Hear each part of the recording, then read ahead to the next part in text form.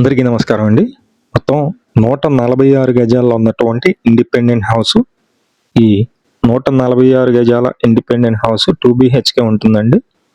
ఇదంతా entrance, SIT out area అయితే ఉంది. పైకి వెళ్ళడానికి స్టెప్స్ ఉన్నాయి.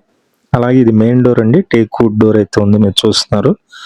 ఈ ఇండిపెండెంట్ హౌస్ చాలా తక్కువ ప్రైజ్లో అయితే ఉందండి.